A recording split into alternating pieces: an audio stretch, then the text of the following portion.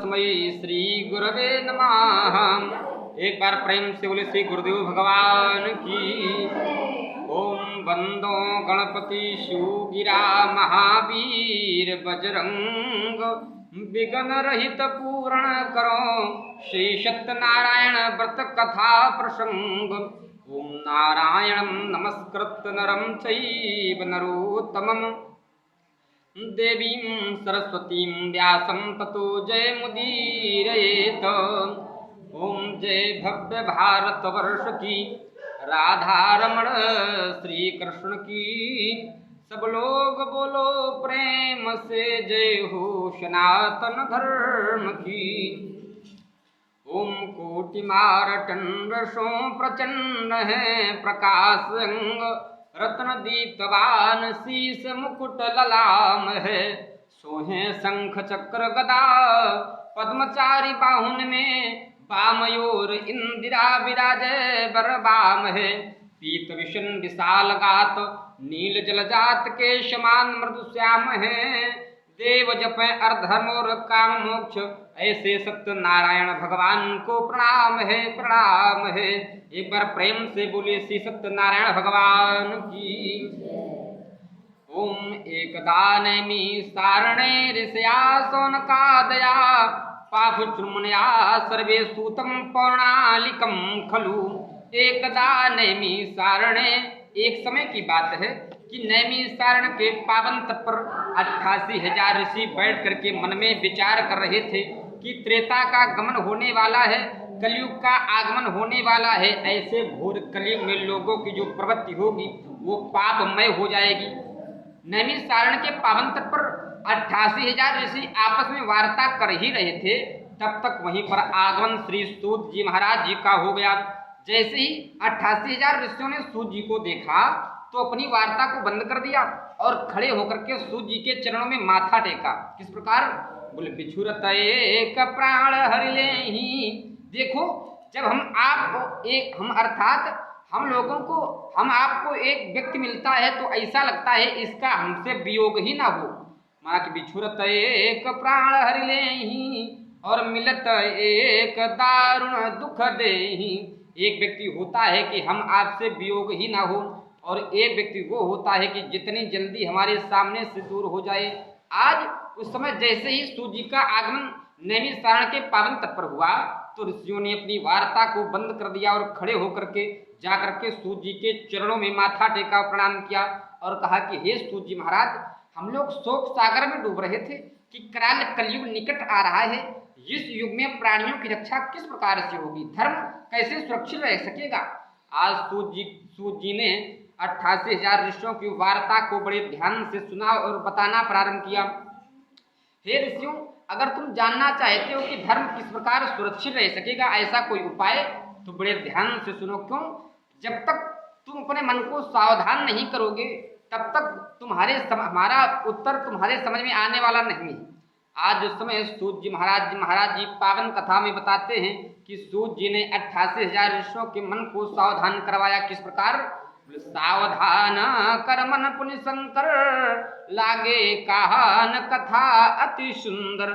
जिस प्रकार भगवान शंकर मैया पार्वती को पावन कथा सुनाने के लिए तत्पर थे तो पहले मन को सावधान करवाया था, उसी प्रकार सूत जी ने पहले 88,000 ऋषियों के मन को सावधान करवाते हुए बताना प्रारंभ किया कि हे ऋषियों, जो तुम जानना चाहते हो कि कलयुग में धर्म किस प्रकार सुरक्षित रह सकेगा, बड़े ध्यान से सुनो, मन लगा करके। आज सूत जी ने बताना प्रारंभ किया। एकदा नारदो योगी लोकानुग्रह कांक्षया। हे 88,000 ऋषियों, एक समय की बात है। एकदा नारदो योगी, एक समय नारद जी योगी दूसरों पर दया करने की कांक्षा से नाना लोकों का भ्रमण करते हुए, हरि का गुणगान करते हुए इस मर्त लोक में आ पहुंचे। आज सूत जी ने बताया ऋषियों, जब नारद जी इस मर्तलोक में आ पहुंचे तो मर्तलोक में आकर के नारद जी ने क्या देखा? बोले मर्तलोके जना सर्वे। नारद जी के माध्यम से देखा गया। बोले मर्तलोके जना सर्वे नाना क्लेश समन्विता। नारद जी ने देखा कि जितने ही मर्तलोक के प्राणी हैं सब नाना क्लेशों से युक्त हैं, नाना योनि समुत्पन्ना, पंचयते पाप कर्म भी। नारद जी के माध्यम से देखा गया कि जितने ऐसे मृतलोक के प्राणी हैं, कलयुग के प्रभाव के कारण नाना योनियों में जन्म लेकर के अनेकानेक अर्थात अपने अपने पाप कर्मों को भोग करके नरक योनि प्राप्त कर रहे हैं। आज नारद जैसे संत से रहा नहीं गया। क्यों? संतों का जीवन होता है परिवर्तन, संतों का विषय होता है परोपकाराय संतान विभूतया। संतों से कभी भी अत्याचार सहन नहीं हुआ करता। आज नारद जैसे संत से देखा नहीं गया कि ऐसे घोर कलयुग में लोग कन्याओं का विक्रय कर रहे हैं, स्त्री पुरुष आपस में झगड़ रहे हैं, संत मनीषी आचार विद्वान कहीं दिखाई नहीं दे रहे, हर जगह पाखंड का आडंबर लगा हुआ। आज नारद जैसे संत से देखा गया तो नारद जी विचार करने लगे, ऐसे घोर कलयुग में इन प्राणियों की रक्षा किस प्रकार से होगी। नारद जी ने विचार किया कि मृतलोक के प्राणियों की रक्षा किस प्रकार से होगी। नारद जी मन में विचार करने लगे, क्या? बोले संहार शक्ति थी शंकर में। नारद जी ने विचार किया, अगर इन प्राणियों की रक्षा के लिए मैं भगवान शंकर के पास जाऊंगा, वो तो संहार करता है, वहां चलना भी उचित नहीं। नारद जी ने पुनः विचार किया, अगर इन मृतलोक के प्राणियों की रक्षा के लिए मैं भगवान ब्रह्मा जी के पास जाऊंगा, तो ब्रह्मा जी रचने वाले थे, यह जानन उनके पास गए। नारद जी ने विचार किया, ब्रह्मा जी तो रचना करने वाले हैं, वहां चलना भी उचित नहीं। नारद जी थोड़ी देर तो मौन रहे, पुनः विचार किया, क्या? बोले पालन करता है रमानाथ, रक्षा भी वो ही करते हैं, इसलिए जगत के जीव सदा बस ध्यान विष्णु का धरते हैं।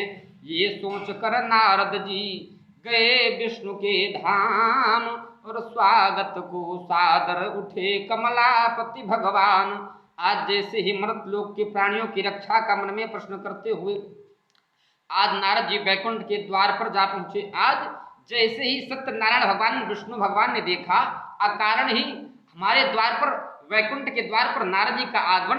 आज नारद जी को अतिथि समझ करके देखो, जब कोई अपने द्वार पर अकारण ही व्यक्ति आ जाता है, जिसकी कोई सूचना ही ना हो, तिथि सुनिश्चित ना हो आने की, उसे कहते हैं अतिथि। आज देखो, अतिथि देवो भव, पितृ देवो भव, मातृ देवो भव, गुरुदेवो भव, ये देवता के समान हुआ करते। आज सत्यनारायण विष्णु भगवान ने नारद जी को अतिथि देवता के समान समझ करके यथोचित आसन दे करके बैठाला। देखो, आसन का भी विशेष महत्व हुआ करता है। क्यों? बोले वस्त्रासने वृथा पूजा, वस्त्र के आसन पर बैठ करके पूजा करने से, यज्ञ करने से, कथा श्रवण करने से अर्थात पूजा व्यर्थ हो जाती, कोई परिणाम प्राप्त नहीं होता। बोले वस्त्रासने वृथा पूजा और कंबले उत्तम गति, कंबल के आसन पर बैठ करके पूजा भजन यज्ञ करने से, कथा श्रवण करने से जो व्यक्ति की मनोकामना होती है, अर्थात जिसके लिए कथा श्रवण की जाती है, जिसके लिए यज्ञ किया जाता है, उसमें उस कंबले उत्तम गति अर्थात उसमें जो फल प्राप्त होता है, उसमें उत्तम फल प्राप्त होता। और कुश आसने सर्व सिद्धिश्च, उसके आसन पर बैठ करके पूजा भजन करने से जो व्यक्ति की मनोकामना होती है, उसमें सर्व सिद्धि प्राप्त हुआ करती है। और पाखाड़े हानि रे बच्चो, पत्थर के आसन पर बैठ करके भगवान की पूजा करने से, कितनी भी पूजा क्यों ना की जाए, अगर पत्थर का आसन होगा तो वो व्यक्ति हमेशा दुखी ही रहेगा। अर्थात पाखाड़े हानि रे बच्चो, पत्थर के आसन व्यक्ति को कितनी ही पूजा क्यों ना करे, हानि प्राप्त हुआ करती। आज भगवान ने यथोचित आसन देकर के नारद जी को बैठाला और पूछा, नारद तुम्हारा आगमन वैकुंठ धाम में किस लिए हुआ है, बताओ। आज नारद जी ने बताना प्रारंभ किया कि हे दीनबंधु सत्यनारायण भगवान, मैं नाना लोकों की परिक्रमा करते हुए, हरि का गुणगान करते हुए, प्रभु हे प्रभु, जिस समय मैं मर्तलोक में गया तो क्या देखा, मर्तलोके जना सर्वे नाना क्लेश समन्विता, नाना योनि सम्मुत्पन्ना पंचयते पाप कर्म भी। हे दीनबंधु सत्यनारायण भगवान, मैंने देखा कि मर्तलोक के जितने प्राणी हैं नाना क्लेशों से युक्त हैं, नाना योनियों में जन्म लेकर के अपने अपने पाप कर्मों को भोग कर नरक योनि प्राप्त कर रहे हैं। हे प्रभु, मैं तो संत हूँ, भगवान का भक्त हूँ, हमसे ये अत्याचार देखा नहीं गया। हे दीनबंधु भगवान, ऐसा उपाय बताओ जिससे मर्तलोक के प्राणियों का उद्धार हो सके। आज भगवान ने नारद जी की वार्ता को सुना और बताना प्रारंभ किया। नारद, अगर तुम मर्तलोक के प्राणियों का उद्धार चाहते हो तो सत्यनारायणम व्रतमस्ति। नारद, अगर तुम मर्तलोक के प्राणियों का उद्धार चाहते हो तो सत्यनारायणम व्रतमस्ति। स्वर्गे मर्ते च दुर्लभम। नारद, जब मृतलोक के सांसारिक प्राणी स्वामी सत्यनारायण भगवान के पावन व्रत को करेंगे तब उनके समस्त मनोकामनाओं की पूर्ति होकर के उन्हें सुख की प्राप्ति होगी। आज नारद जी ने पुनः निवेदन कर दिया, क्या? दुख शोकादि शमनम। भगवान ने कहा, नारद, जो स्वामी सत्यनारायण भगवान का व्रत है दुख शोकादि शमनम, ये दुख शोक का नाश करने वाला है जो सत्यनारायण भगवान का पावन व्रत है। दुख शोकादि शमनम धन धान्य प्रवर्धनम, धन धान्य की वृद्धि को बढ़ाने वाला है। बोले धन ही धन तो सब चाहे, प्रभु को चाहे न कोई, जो कोई प्रभु को चाहे तो धन सुत आप ही होए। देखो, धन तो सभी चाहते लेकिन भगवान की पूजा और भगवान को कोई नहीं, अर्थात पूजा नहीं करना चाहता। भगवान कहते हैं धन ही धन तो सब चाहे, चाहे जितना निर्धन व्यक्ति हो, चाहे जितना धनी व्यक्ति हो, लेकिन धन ही धन तो सब चाहे, प्रभु को चाहे न कोई, जो कोई प्रभु को चाहे तो धन सुत आप ही होए। धन धान्य प्रवर्धनम, इस व्रत के प्रभाव से व्यक्ति की उत्तरोत्तर राज्य लक्ष्मी बढ़ती रहती है, ऐश्वर्य बढ़ता रहता है। और स्वर्गे मर्ते च दुर्लभम, स्वर्ग और मृत लोक में नारद, ये स्वामी सत्यनारायण भगवान का दुर्लभ व्रत है। आज नारद जी ने पुनः प्रश्न कर दिया, हे दीनबंधु सत्यनारायण भगवान, आपने व्रत तो बता दिया कि इस व्रत के प्रभाव से समस्त मनोकामनाओं की पूर्ति होगी, लेकिन इस व्रत को कब करना चाहिए? तो भगवान ने बताया, इस व्रत को या तो पूर्णमासी को किया जाए या तो अमावस्या को करना चाहिए। नारद जी थोड़ी देर मौन रहे, पुनः प्रश्न कर दिया कि हे प्रभु, आपने बताया या तो पूर्णिमा और अमावस्या को व्रत करना चाहिए, लेकिन अगर मृतलोक के सांसारिक प्राणी को पूर्णिमा और अमावस्या में अपने कर्म में लगे होने के कारण व्रत करने का समय ना मिले तो क्या करना चाहिए? तो भगवान ने बताना प्रारंभ किया, बोले नारद, तिथिवार रहे चाहे कोई भी, इसमें कोई अलगाव नहीं, पर सारा साधन निष्फल है अगर मन में सच्चा भाव नहीं। भगवान ने कहा, नारद, चाहे जो तिथि हो चाहे जो वार हो, जिस किसी दिन मनुष्य की श्रद्धा भगवान पर हो। देखो, श्रद्धा शब्द बड़ा महत्वशील है। क्यों?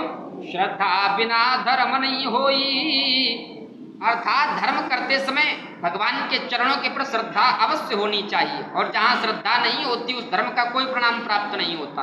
बोले श्रद्धा बिना धर्म नहीं होई, क्योंकि धर्म की प्रथम पत्नी का नाम है श्रद्धा। भगवान ने कहा, चाहे जो तिथि हो चाहे जो वार हो, जिस किसी दिन मनुष्य की श्रद्धा भगवान पर हो उसी दिन शयन काल के समय, देखो जो भगवान सत्यनारायण व्रत कथा सुनने का समय वो शयन काल, भगवान ने कहा है शयन काल के ही समय सत्यनारायण भगवान की कथा विशेष प्रभावी हुआ करती। भगवान ने कहा शयन काल के समय वैदिक विधान से ब्राह्मणों को बुला करके शालिग्राम की पावन मूर्ति को स्नान करवाने के बाद पावन कथा को श्रवण करना चाहिए, इसके बाद प्रसाद वितरित करना चाहिए, और रात्रि में नृत्य गान व जागरण भगवान के सामने ही करना चाहिए। ओम एवं कृते मनुष्याणाम विशेषता लघुपायुस्तु भूतले। नारद, ऐसा लघु व्रत करने से ऐसे मृतलोक के ऐसे घोर कलयुग में मृतलोक के प्राणियों के समस्त मनोकामनाओं की पूर्ति होकर के अंत में उन्हें सुख की प्राप्ति होगी, और अंत में हमारा धाम उनको प्राप्त हो जाएगा जो इस पावन व्रत को धारण करेंगे। ओम इति श्रीस्कंद पुराणे रेवा खंडे सत्यनारायण व्रत कथायाम प्रथमो अध्याय। बोलिए श्री सत्यनारायण भगवान की।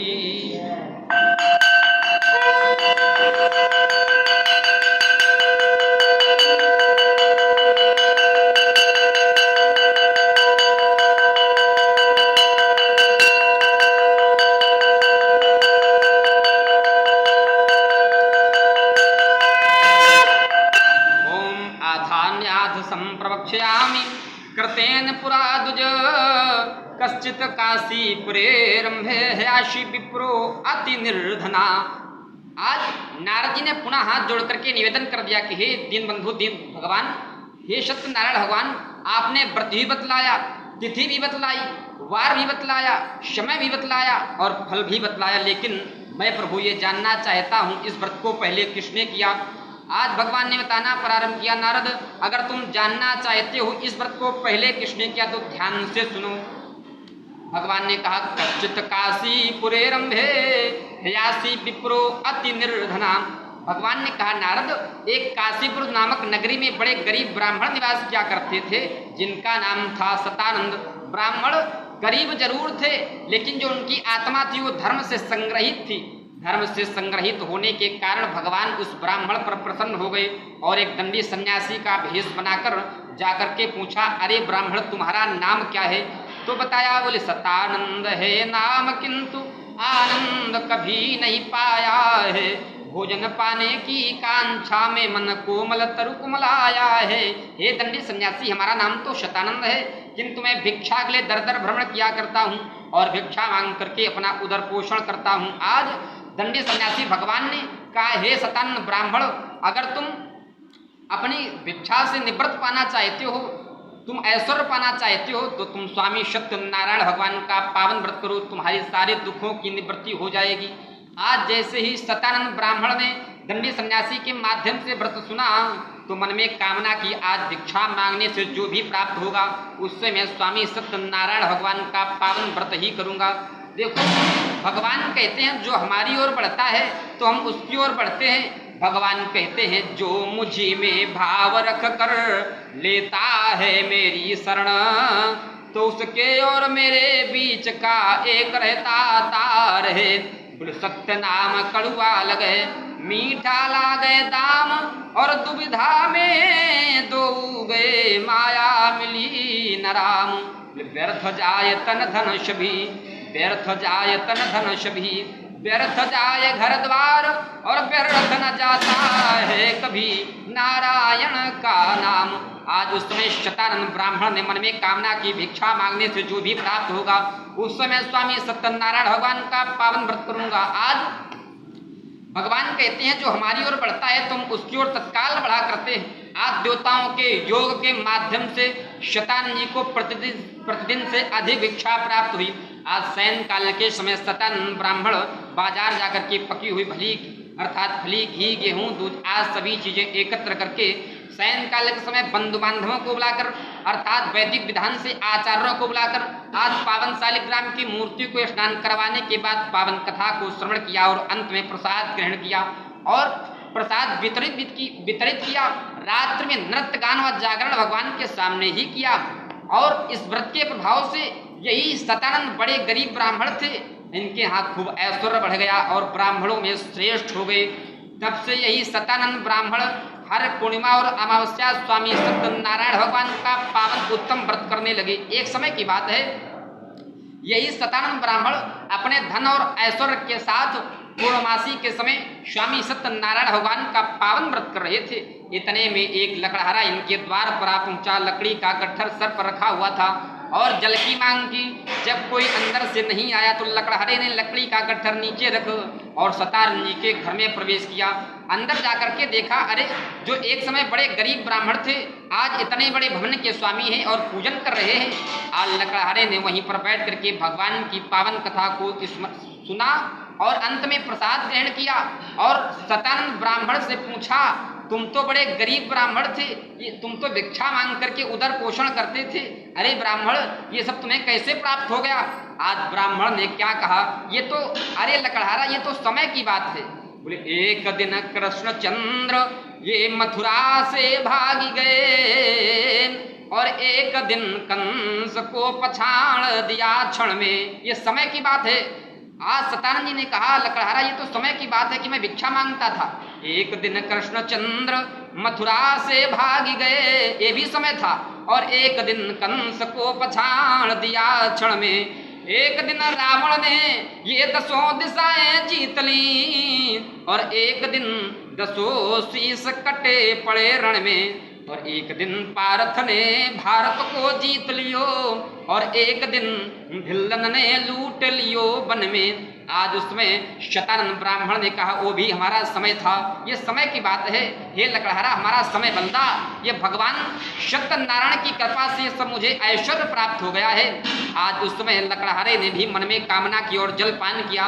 लकड़ी का गट्ठर सर पर रखा और मन में कामना की, आज लकड़ी बेचने से जो भी दाम प्राप्त होगा उससे मैं स्वामी सत्यनारायण भगवान का पावन उत्तम व्रत करूंगा। देखो भगवान कहते हैं जो हमारी ओर बढ़ता है तो हम उसकी ओर तत्काल बढ़ा करते हैं। आज देवताओं के योग के माध्यम से आज लकड़हारा वहां पर गया जहां बड़े बड़े धनाढ्य व्यक्ति रहते थे। आज लकड़ी के गट्ठर के उसे प्रतिदिन से भगवान के योग के माध्यम से दूने दाम प्राप्त हुए। तब तो ये बाजार जाकर के सभी चीजें देखो सवाया लगा करके सत्यनारायण भगवान की पूजा में सवाया के विशेष महत्व होता है। आज सवाया लगा करके सारी सामग्री एकत्र कर शयन काल के समय वैदिक विधान से ब्राह्मणों को बुलाकर आज भगवान की पावन मूर्ति को स्नान करवाकर पूजन करने के बाद पावन कथा को श्रवण किया और अंत में प्रसाद पान किया, प्रसाद वितरित भी किया। यही लकड़हारा इस सत्यनारायण व्रत के प्रभाव से लकड़हारा को पुत्र की प्राप्ति हुई, धन की प्राप्ति हुई, ऐश्वर्य की प्राप्ति हुई और जब तक इस लोक में लकड़हारा रहा तब तक वह सुख भोगता रहा और अंत में भगवान का धाम प्राप्त हुआ। ओम इति श्री स्कंद पुराणे रेवा खंडे सत्यनारायण व्रत कथायाम द्वितीयो अध्याय। बोलिए श्री सत्यनारायण भगवान की, उमापति महादेव की।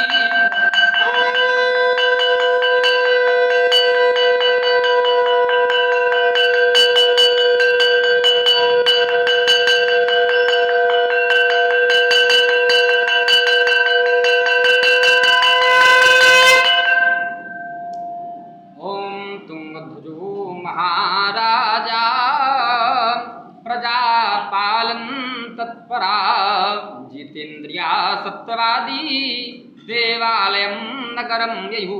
एक तुंगध्वज नाम के बड़े जितेंद्री राजा थे। वो अपनी भद्रशिला अर्थात धर्मपत्नी के साथ भद्रशिला नदी के पावन तट पर स्वामी सत्यनारायण भगवान का पावन व्रत कर रहे थे। देखो पत्नी किसे कहते हैं? पत्नी उसे कहते हैं जो पति का पतन होने से रोके, उसे कहते हैं पत्नी। और पत्नी किसे कहते हैं? जो पत्नी संपत्ति में पति का साथ दे, विपत्ति में पति का साथ दे, उसे कहते हैं पत्नी। लेकिन धर्मपत्नी किसे कहते हैं? धर्मपत्नी उसे कहते हैं जो पति का साथ संपत्ति, विपत्ति और भगवान की भक्ति करते समय साथ दे। आज तुंगध्वज नाम के राजा अपनी धर्मपत्नी के साथ भद्रशिला नदी के पावन तट पर स्वामी सत्यनारायण भगवान का पावन व्रत कर रहे थे। इतने में बनिया भद्रशिला नदी में नाव खेते हुए वहीं पर आ पहुंचा। नाव को नदी किनारे ठहरा कर राजा के समीप जाकर के पूछा, राजन तुम क्या करते हो? इससे क्या प्राप्त होता है और क्यों किया जाता है? आज तुंगध्वज राजा ने बताया, अरे बनिया ये संतानदायक व्रत है। इस व्रत के प्रभाव से निश्चय ही संतान प्राप्त हुआ करती है। आज बनिया ने जैसे ही सुना ये संतानदायक व्रत है, बोले है अपुत्र बिन सून घर, बांधो बिन दिस सून, और मूर्ख को ही ये सून है, दारिद्र को सब सून। बिना पुत्र के घर सूना हुआ करता है, बिना भाई के दिशाएं सूनी हुआ करती हैं। आज प्रसाद ग्रहण करके घर जाकर संतानदायक व्रत का हाल अपनी भार्या लीलावती जी को बताया। लीलावती जी की खुशी का ठिकाना ना रहा। लीलावती जी ने कहा, ऐसे शुभ काम में देरी क्यों, जल्दी करो। आज बनिया ने समझाया, देवी जब हमारे यहाँ कोई संतति बेटी बेटा पुत्र या पुत्री का जन्म होगा तब मैं भगवान सत्यनारायण व्रत के अर्थात सत्यनारायण व्रत को मैं अवश्य करूँगा। देखो पहले का नियम ये होता था, पहले भगवान का कार्य व्यक्ति पहले किया करता था और तदुपरांत भगवान अपनी मनोकामनाएं पूर्ण करते थे। लेकिन जब से बनिया ने कहा है कि पहले भगवान हमें संतान की प्राप्ति कराएं, इसके बाद मैं भगवान का कार्य करूंगा, तभी से ये प्रथा चल गई है कि पहले हमारा कार्य तदुपरांत भगवान का कार्य। आज उस समय बनिया व्यापार के लिए चला गया इधर। बोले 10वें मासे वही तस्या कन्या रत्नम जायत। 10 मास व्यतीत हो जाने के बाद आज लीलावती जी के देवताओं के योग के माध्यम से सुंदर कन्या उत्पन्न हुई। बोले घर छोड़ के जंगल क्यों बसते, ये राज फकीरों से पूछो, और शरद चंद्रमा की शोभा उस शरद पूर्णिमा से पूछो। आज चंद्रमा से बढ़ने के कारण उस कन्या का नाम कलावती रखा गया। किंतु अब भार्या लीलावती ने समझाया, अरे स्वामी अब तो संतान भी उत्पन्न हो गई है, जो तुमने व्रत करने का संकल्प किया था उसे कर डालो। आज बनिया ने समझाया, देवी अब कन्या की पहली याद छठी में बहुत सा धन खर्च हो गया है, कन्या के विवाह के समय में व्रत करूंगा। और बनिया ने कहा, देवी जब चेतेगा अपना धंधा, घर में कुछ पैसे आएंगे, तब प्रेम सहित नारायण का पूजन हम तभी कराएंगे। इस प्रकार बनिया अपनी भार्या लीलावती जी को समझाकर बनिया व्यापार के लिए चला गया। इधर कन्या पिता के घर में उत्तर धीरे धीरे सयानी होने लगी। एक समय की बात है, जब कई वर्षों बाद बनिया व्यापार से वापस लौटा, घर आकर के कन्या को देखा, अरे हमारी कन्या तो विवाह के योग्य हो गई है। आज उस समय बनिया ने अपने धन के रक्षक दूतों को आदेश दिया, जाओ हमारी पुत्री के लिए श्रेष्ठ वर की खोज करो। आज दूत लोग कंचन नगर को गए और वहां से एक गुणी वैश्य कुमार को ले आए। देखो, जब भी अपनी पुत्री के लिए श्रेष्ठ वर की खोज की जाए तो 4 वस्तुओं का ध्यान रखना चाहिए। कौन कौन? बोले, जौ घर वर कुल हो ये अनुपा। पहले अपनी पुत्री के लिए जब वर देखा जाए तो 4 वस्तुओं का ध्यान रखना चाहिए। पहले सबसे पहले घर देखना चाहिए, मानसकार संकेत करता है, पहले घर देखना चाहिए।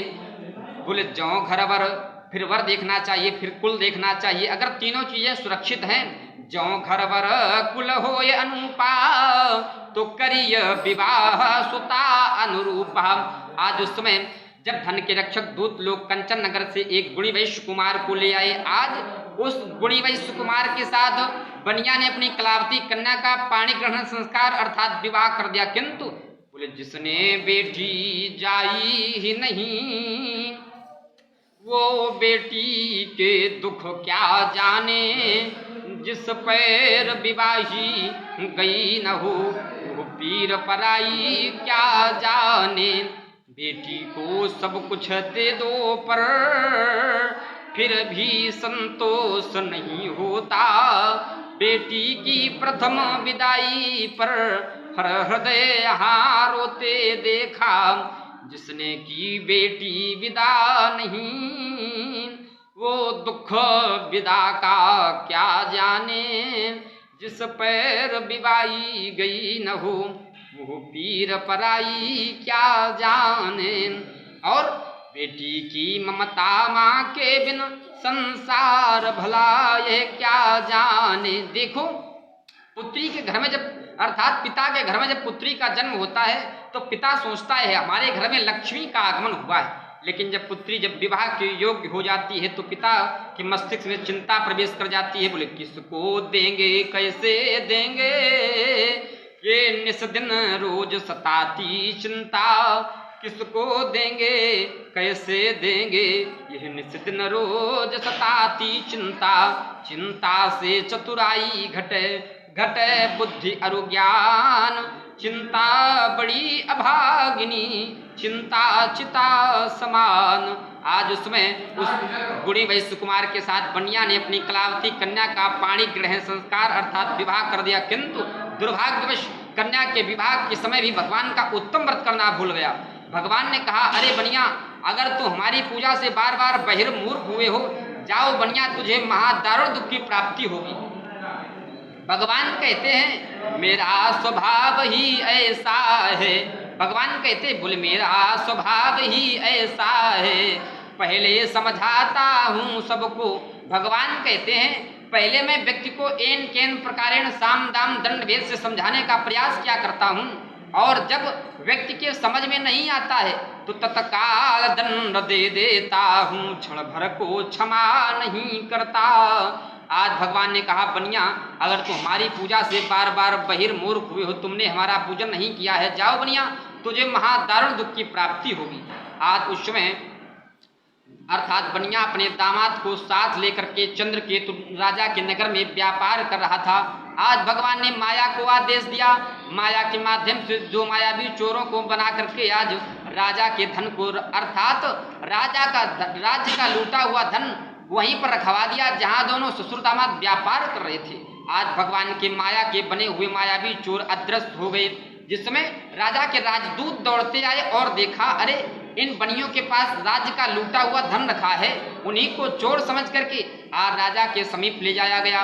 राजा ने भगवान की माया के माध्यम से उन बनियों की बात ही ना सुनी और उन्हें बिना विचारे जेल खाने में डाल दिया गया। बोले, इधर जेल में पड़े हुए घर में नौबत ऐसी आई, कपड़ा लता बर्तन आदि ले गए चोर पाई पाई। देखो, इधर तो जेल में ये पड़े हुए और घर में क्या है, घर में भी जो कुछ धन धान था वो सब भगवान के माया के बने हुए मायावी चोर चुरा ले गए। आज लीलावती कलावती दोनों आदि व्याधि मानसिक शारीरिक क्लेशों से युक्त अन्य की चिंता में दर दर भ्रमण करने लगी। जब होता है विपरीत समय, आज बनिया के परिवार पर बड़ा असमय समय पड़ा हुआ है। बोले जब होता है विपरीत समय तो सब विधान मिट जाते हैं, अपना भी सगा नहीं रहता, सब असमय कटुता दिखलाते हैं। ये समय की नाजुक घड़ियों में गहरे मित्र बदल जाते हैं, पास पड़ोसी क्या संबंधी मुंह को फेर निकल जाते हैं। किसका जीना कैसा जीना कौन यहाँ जीने देता है, आसानी की जल की बूंदें कौन यहाँ पीने देता है। किसका है विश्वास धरा पर कपटी अब इंसान बन गया, झूठ बोलना कसमें खाना मानव का ईमान बन गया। ये समय की नाजुक घड़ियों में गहरे मित्र बदल जाते हैं, पास पड़ोसी क्या संबंधी मुंह को फेर निकल जाते हैं। आज बनिया के परिवार पर बड़ा असमय समय पड़ा हुआ है। आज लीलावती कलावती दोनों आदि व्याधि मानसिक शारीरिक क्लेशों से युक्त अन्य की चिंता में दर दर भ्रमण कर रही हैं। एक समय की बात है जब कलावती जी शयन काल के समय ब्राह्मण के घर में गईं और वहां एक पूजन देखा, व्रत देखा। आज कलावती जी ने पूछा ये क्या हो रहा है, इससे क्या होता है, क्यों किया जाता है। पूछने पर पता चला ये मनोकामना पूर्ति करने वाला व्रत है। इस व्रत के प्रभाव से निश्चय ही व्यक्ति की मनोकामनाएं पूर्ण हुआ करती हैं। देखो बड़े बड़े संत मनीषी आचार्य विद्वान कहते हैं कि व्यक्ति की मनोकामनाएं नहीं पूर्ण होती, लेकिन मैं कहता हूँ बोले मन कामना सिद्धि नर पावा, जो ये कथा कपट तजी गावा। भगवान कहते हैं जिस मनोकामना में छल कपट प्रपंच भरा होता है वो मनोकामना कभी पूर्ण नहीं होती, लेकिन जो कामना निष्काम भाव से मनोकामना होती है वो निश्चय पूर्ण हुआ करती है। आज कलावती जी ने मन में कामना की अगर हमारे पिता और पति वापस आवेंगे तो निसंदेह मैं इस व्रत को धारण करूंगी। भगवान प्रसन्न हो गए।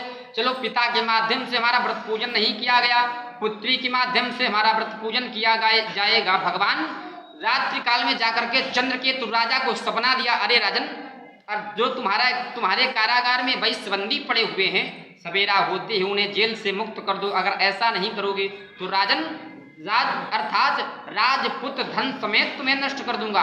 आज रात्रि काल का देखा हुआ सपना सवेरा काल प्रातः काल के समय चंद्रकेतु राजा ने अपने मंत्रियों को बताया। मंत्रियों ने कहा राजन स्वप्न ब्रह्म मुहूर्त काल की बेला में देखा गया है, स्वप्न निश्चय ही सत्य का कारण बनेगा। क्यों? बोले सपने बानर लंका जारी, जा सुधान सेना सब मारी, यह सपना मैं काहूं बिचारी, हुई है सत गए दिन चारी। देखो अर्थात हनुमान जी लंका बाद में पहुंचे थे और ब्रह्म मुहूर्त काल की बेला में त्रिजटा के माध्यम से स्वप्न पहले देखा गया। तो मैं कहता हूँ ब्रह्म मुहूर्त काल का देखा हुआ सपना अर्थात प्रातः काल ब्रह्म मुहूर्त काल की बेला में देखा हुआ स्वप्न निश्चय ही सत्य का कारण बनता है। और भगवान अपने को तीन जगह मिला करते, या तो भगवान अपने में मिल जाए, या तो भगवान सपने में मिल जाए, या तो भगवान मंदिर में प्राप्त हो जाए। अपने में भगवान श्री प्रहलाद जी को प्राप्त हुए, मंदिर में भगवान श्री मीराबाई जी को प्राप्त हुए और सपने में भगवान श्री देवकी जी को प्राप्त हुए। आज रात्रि का देखा हुआ सपना जिसमें राजा ने मंत्रियों को बताया तो मंत्रियों ने कहा राजन स्वप्न सत्य प्रतीत होता है। आज राजा की आज्ञा से उन दोनों वैश्य बनिया को बाहर ला करके उनकी दाढ़ी और हजामत बनवाई गई और जितना उनका धन था उससे दूना धन दे करके चंद्रकेतु राजा ने कहा अब तुम अपने गृह के लिए प्रस्थान करो। ओम इति श्री स्कंद पुराणे रेवाखंडे सत्यनारायण व्रत कथायाम तृतीयो अध्याय। बोलिए श्री सत्यनारायण भगवान की।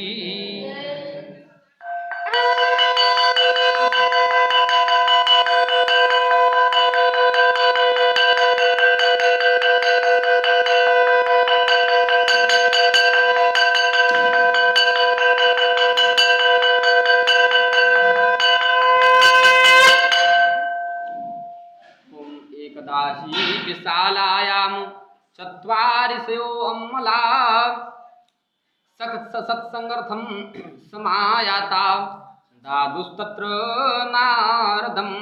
देखो जब बनिया भद्रशिला नदी में नाव में धन रख करके नाव खेने लगा, भगवान ने जानना चाहे बनियों का हृदय शुद्ध हुआ या नहीं। भगवान ने एक दंडी सन्यासी का और ब्राह्मण का एक भेष बना करके और बनिया की परीक्षा लेने के लिए जाकर के पूछा, अरे बनिया तुम्हारी नाव में क्या भरा हुआ है? आज बनिया ने कहा हम तो वैश्य हैं, वणिज हैं, अर्थात व्यापार करना ही हमारा धर्म है, हमारी नाव में लत्ता और पत्ता के अलावा हो ही क्या सकता है, हम तो व्यापार बनिया हैं। आज जैसे ही बनिया ने ब्राह्मण भगवान अर्थात दंडी सन्यासी से झूठ बोला तो भगवान ने कहा तुम्हारे वचन सत्य हो जाए। देखो इसका एक सारांश ये भी निकलता है कि जब भी अगर कभी भी अपने द्वार पर कोई भिखारी साधु महात्मा संत आ जाए उसे मारना नहीं चाहिए, डांटना नहीं चाहिए, उसे अवश्य दे देना चाहिए, थोड़ा थोड़ा अवश्य दे देना चाहिए। क्यों? मन धीर धरो चिंता न करो, भगवान मिलेंगे कभी न कभी। आज जब भिखारी के परिवेश में भगवान बनिया की परीक्षा लेने के लिए गए तो बनिया परीक्षा में असफल हो गया। और कभी भी भिखारी के परिवेश में कहो भगवान तुम्हारी परीक्षा लेने के लिए ही तुम्हारे दरवाजे पर आए हो, इसका ये सारांश से भी निकलता है। आज उस समय भगवान ने कहा तुम्हारे वचन सत्य हो जाए, मैं कुछ भी नहीं चाहता हूँ। भगवान कुछ दूर पर जाकर के एक बरगद तले बैठ गए। बोले बैठे वट वृक्ष तले भस्म को लगाए अंग, घुमा रहे माला गुत रुकती न माले की, बंद किए लोचन और कृष्ण से लगाए ध्यान, घुमा रहे माला गति रुकती न माले की। आज इधर जिस समय बनिया संध्या अरे नित्य क्रिया से निवृत्त हुआ, नाव के समीप जाकर के देखा तो नाव जल के ऊपर उठी हुई है। नाव में देखा तो सब लत्ते और अर्थात पत्ते भरे हुए हैं। बनिया अर्थात कहने लगा कि हमारा धन कहाँ चला गया। बनिया बेहोश होकर के पृथ्वी पर गिर पड़ा और दामाद समझाने लगा, बोले जिसने अभिमान किया निज पर, बनिया को धन का अर्थात घमंड था, अहंकार था। बोले जिसने अभिमान किया निज पर, वह स्वयं अहम में चला गया। अर्थात आज बनिया ने समझाया, बनिया ने कहा हमारा धन कहाँ चला गया, तो दामाद ने समझाया अरे पिताजी शोक क्यों करते हो। बोले माल पुनः मिल जाएगा। पिताजी अगर तुम धन चाहते हो तो माल पुनः मिल जाएगा, है दंडी का साप उनसे जा मांगो क्षमा कृपा करेंगे नाथ। आज उस समय दामाद को साथ लेकर के बनिया दंडी सन्यासी के चरणों में जा करके बार बार पदवंदन किया, बार बार प्रणाम किया। बोले आप हैं जग के नियंता और जगत ही आप हैं, प्रभु हम समझ पाए नहीं कौन है क्या आप हैं। ये कर्म बंधन में बांध कर दुनिया बनाई आपने, कर्म बंधन में प्रभु हम फंसे मुक्त केवल आप हैं। बोले कृपा की न होती जो आदत तुम्हारी, तो सुनी ही रहती अदालत तुम्हारी। धन का घमंड प्यारे मन से दूर करो, दौलत का खजाना सब यहीं रह जाना है। आज जब बार बार बनिया और दामाद ने दोनों ने दंडी सन्यासी के चरणों में बार बार माथा टेका, बार बार प्रणाम किया, बार बार पदवंदन किया, तो संत हृदय नवनीत समाना। जब प्रणाम किया तो संतों का हृदय तो नवनीत मक्खन के समान हुआ करता है, जरा सी सेवा करने पर पिघल जाता है। संत हृदय नवनीत समाना। आज दंडी सन्यासी ने कहा हे बनिया अगर तुम हमारी अर्थात शरण में आए हुए हो, जाओ तुम्हें तुम्हारा धन ज्यों का त्यों प्राप्त हो जाए। आज बनिया भद्रशिला नदी के पास आया और नाव में धन सुरक्षित किया, नाव खेने लगा और नाव खे करके जिस समय अपने रत्नसारपुर नगर के समीप पहुंचा तो अपने धन के रक्षक दूत को भेजा, जाओ हमारे घर में सूचना कर दो। अर्थात पति और दामाद समेत नगर के समीप आ गए हैं। आज धन का रक्षक दूत घर में जाकर भार्या लीलावती जी से हाथ जोड़ करके बोला, अरे माता आपके पति और दामाद समेत नगर के समीप आ गए हैं। तो लीलावती जी की खुशी का ठिकाना न रहा। बोले पत्नी माने पति का निर्णय, समभावों में होता परिणय। लीलावती जी के खुशी का ठिकाना ना रहा। लीलावती जी ने कहा पुत्री कलावती तुम भी व्रत को विराम देकर शीघ्र ही आना, मैं अपने पति के दर्शन के लिए जाती हूँ। इधर लीलावती अपने पति के दर्शन के लिए भद्रशिला नदी के पावन तट पर गई। इधर कलावती का व्रत विराम हुआ तो कलावती जी ने एक दोष कर दिया, क्या? प्रसाद ग्रहण नहीं किया। प्रसाद न ग्रहण करने के माध्यम से कलावती जी का पति नौका समेत जल में हरण कर लिया गया भगवान की माया के माध्यम से। आज कलावती जब भद्रशिला नदी के पावन तट पर पहुंची तो अपने पति का दर्शन नहीं पा सकी। जब कलावती ने विचार किया हमारा पति ही विनष्ट हो गया है तो हमें सती हो जाना चाहिए। बोले स्त्री का पतिव्रतावन अनहोनी भी कर सकता है। पतिव्रत धर्म हो उठे सबल तो ब्रह्मा भी झुक सकता है। जो स्त्री अपने पति के चरणों के प्रति सच्चा अनुराग रखने वाली है उस स्त्री के सामने ब्रह्म को भी झुकना पड़ता है। देखो सती अनुसुईया को अपने पतिव्रत धर्म के प्रभाव से भगवान को भी बालक रूप में परिवर्तित कर दिया। आज जब सती होने का निश्चय किया तो देवताओं ने विचार किया अब क्या अनहोनी होने वाली है। तुरंत आकाशवाणी हुई, अरे बनिया तुम्हारी कन्या प्रसाद ग्रहण करके नहीं आई थी, अगर पुनः प्रसाद ग्रहण करके आवेगी निसंदेह इसका पति प्राप्त होगा। आज कलावती घर गई और प्रसाद ग्रहण करके जब भद्रशिला नदी के पावन तट पर आई तो अपने पति का दर्शन पाया। आज वहीं पर बैठ करके बनिया ने अपने परिवारजन समेत वैदिक विधान से आचार्यों को बुला करके आज शालिग्राम की पावन मूर्ति को स्नान करवा करके पूजन करने के बाद पावन कथा को श्रवण किया और अंत में प्रसाद ग्रहण किया। इस कथा के प्रभाव से बनिया जब तक इस लोक में रहा तब तक सुख भोगता रहा। अंत में भगवान के धाम को गमन किया। ओम इति श्री स्कंद पुराणे रेवा खंडे सत्यनारायण व्रत कथायां चतुर्थो अध्याय। बोलिए सत्यनारायण भगवान की, बोले उमापति महादेव की।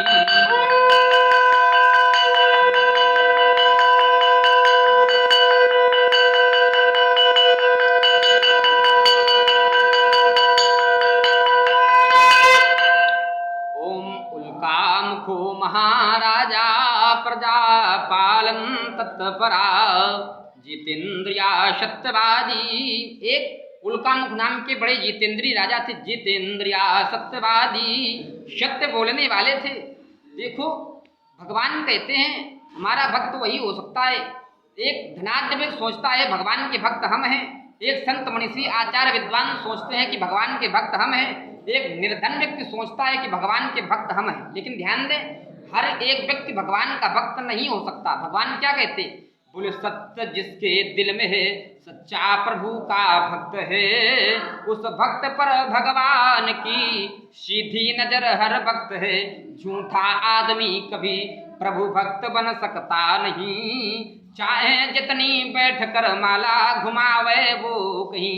भगवान कहते हैं जिसके हृदय में सत्य का वास होता है वही हमारा सच्चा भक्त होता है। जितेंद्रिया सत्यवादी, यही उल्कामुख नाम के राजा सत्य बोलने वाले थे।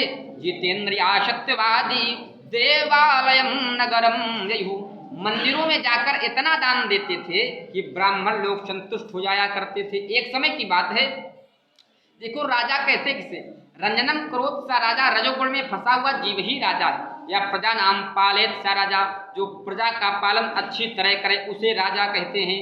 आज उल्कामुख नाम के राजा प्रातः काल के समय शिकार खेलने के लिए जंगल में गए हुए थे। शिकार खेलते खेलते दोपहर काल का समय हो गया और शिकार खेल करके वापस लौट रहे हैं। रास्ते में विश्राम की आकांक्षा से एक बरगद के नीचे बैठ गए। वहीं पर ग्वालवाल स्वामी सत्यनारायण भगवान का पावन व्रत कर रहे थे। जब ग्वालवालों का व्रत विराम हुआ तो ग्वालवालों ने अर्थात भगवान का पावन प्रसाद राजा को ला करके दिया। तो राजा ने क्या सोचा, कहाँ मैं क्षत्रिय सम्राट राज सत्ता को संभालने वाला, कहाँ ये नीच ग्वाले धूल में लौटने वाले, मैं इन नीच ग्वालों का प्रसाद मैं नहीं ग्रहण करूंगा। बोले हो जाता है अंधा प्राणी, राजा को अहंकार था। हो जाता है अंधा प्राणी जग में प्रभुता के पाने से, अभिमान घोर बढ़ जाता है ऐश्वर्य हाथ में आने से।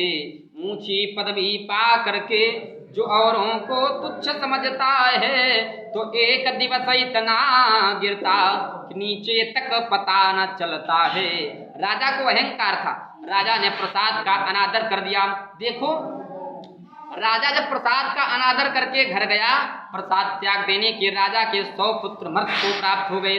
प्रसाद त्याग देने से राजा का को जो धन धान था वह सब विनष्ट हो गया। देखो कलावती जी ने जब प्रसाद का त्याग किया तो अपने पति का दर्शन नहीं पा सकी थी। जब राजा ने प्रसाद का त्याग किया तो राजा के 100 पुत्र मर्त को प्राप्त हो गए, धन धान विनष्ट हो गया। राजा समझ गया ये प्रसाद त्याग देने का मुझे फल प्राप्त हो रहा है। राजा वहीं पर पुनः वापस आया और भगवान की पावन मूर्ति को स्नान करवा करके पूजन किया और कथा को रसपान किया। अंत में प्रसाद ग्रहण किया और जब प्रसाद ग्रहण करके पुनः घर गया तो अपने अर्थात जो 100 पुत्र मृत को प्राप्त हो गए थे पुनः जीवित हो उठे, जो धन धान नष्ट हो गया था उसे पुनः प्राप्त हो गया। भगवान कहते हैं कुल नहीं ध्यान है कि जब ये काल प्राण लेता है, गैर क्या अपना यतन भी न साथ देता है। ये साथी है मित्र तेरे गंगा के जलपान बिंदु तक। लोग सारा जीवन व्यतीत कर देते हैं कि हमारा जीवन में साथी साथ निभाएगा, और भगवान की भक्ति नहीं करते हैं, साथी के अर्थात उसमें ही मस्त रहते। लेकिन ध्यान दें, साथी है मित्र तेरे गंगा के जलपान बिंदु तक। साथी किसे कहते? बोले दोस्त तीन कर दे अलग, मतलब लालच दाम, और दो सतवादी जब मिले तो दोस्ती उसका नाम। आज नाम के दोस्त हैं जिनके उल्टे तौर, भीतर से कुछ और हैं बाहर से कुछ और। बोले साथी है मित्र तेरे गंगा के जलपान बिंदु तक, और अंग अर्धांगनी बढ़ेगी तो केवल मकान तक। लोग भगवान की भक्ति नहीं करते और अर्थात पत्नी वियोग में बने रहते हैं, लेकिन मैं कहता हूँ अर्धांगनी बढ़ेगी तो केवल मकान तक। लोग कहते हैं जीवन में हमारा परिवार ही सब कुछ है, परिवार ही साथ निभाएगा, और परिवार में रत रह करके भगवान की भक्ति नहीं करते हैं तो परिवार के लोग साथ देंगे तो गंगा के जलपान बिंदु तक। लोग सोचते हैं पुत्र जीवन में हमारा साथ निभाएगा, लेकिन और भगवान की भक्ति नहीं करते हैं, पुत्र मोह में ही रत रहते हैं, लेकिन पुत्र भी हक निभाएगा तो केवल अग्निदान तक। इसके आगे केवल व्यक्ति को ही अकेला चलना पड़ता है।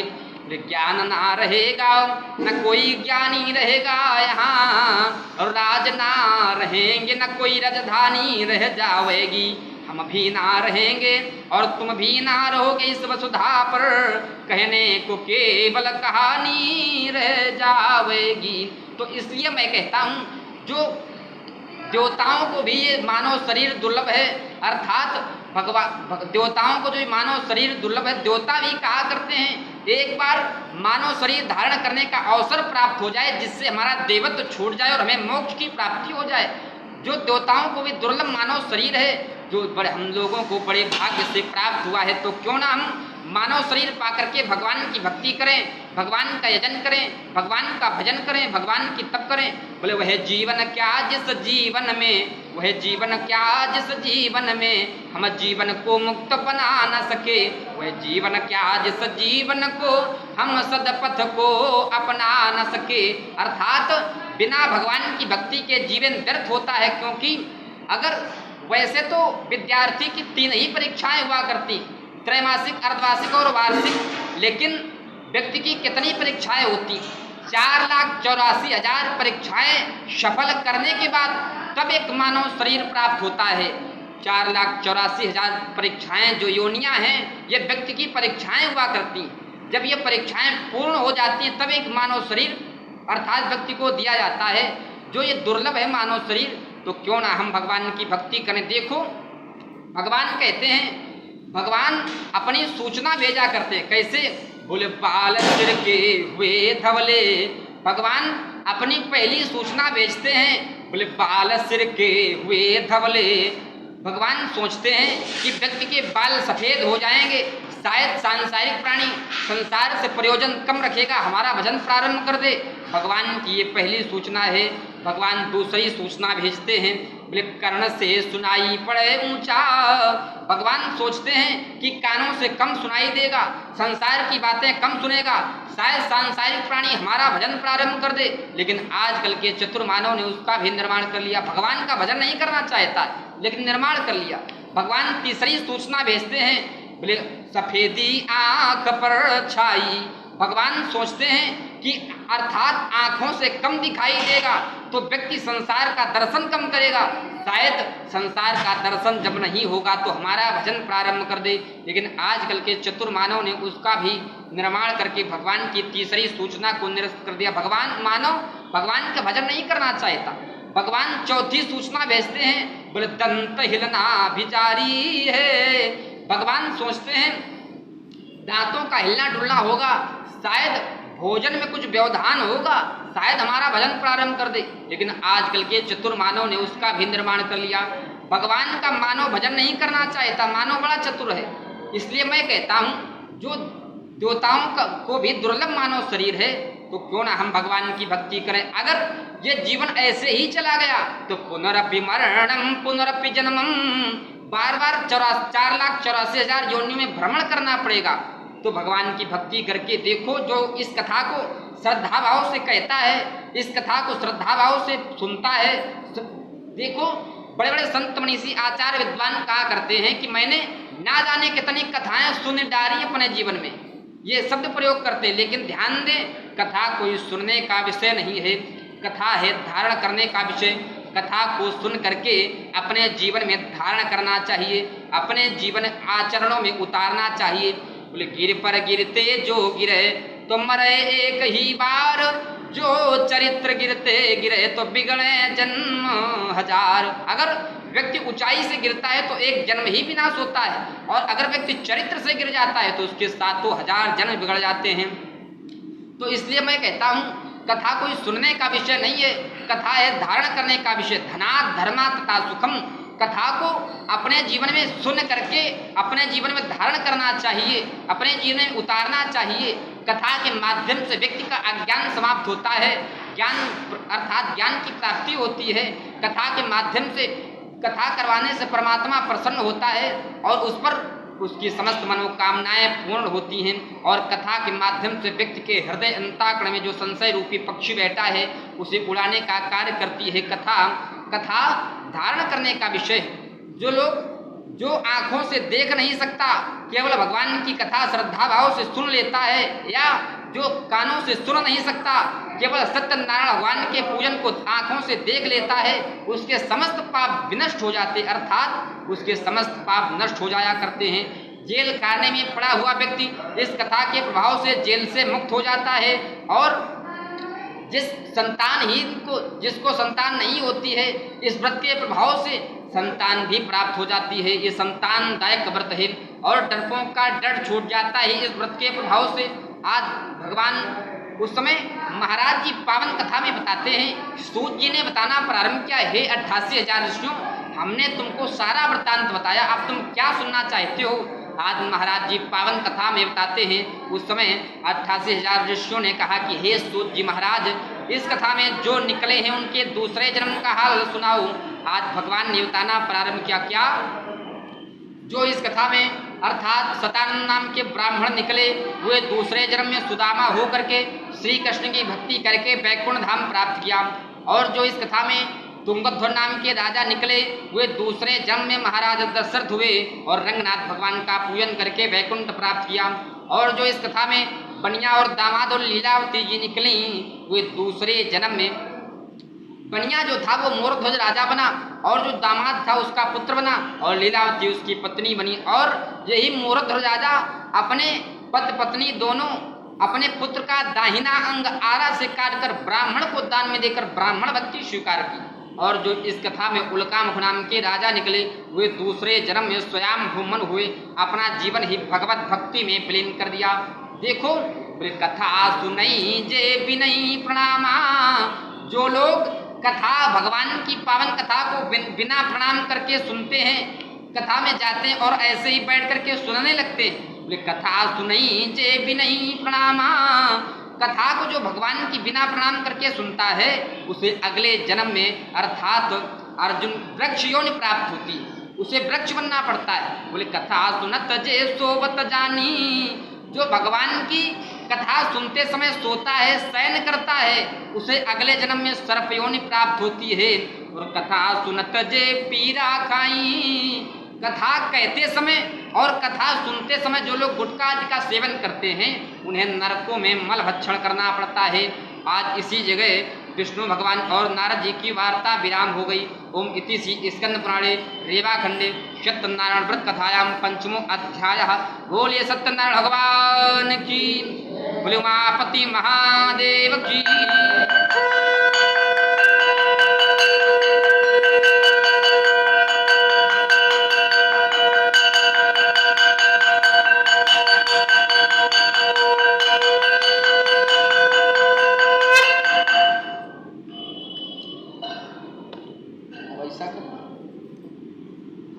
इस जगह रख लो ना, ठीक है। थोड़ा जल लगा के सब लगा लो। अमन पुण्य कौन है? काटा रखो पानी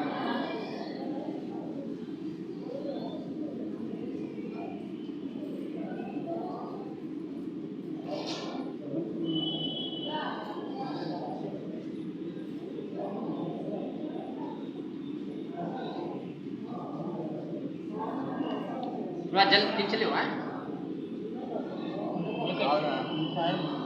गंगा जी लगा दे वो पानी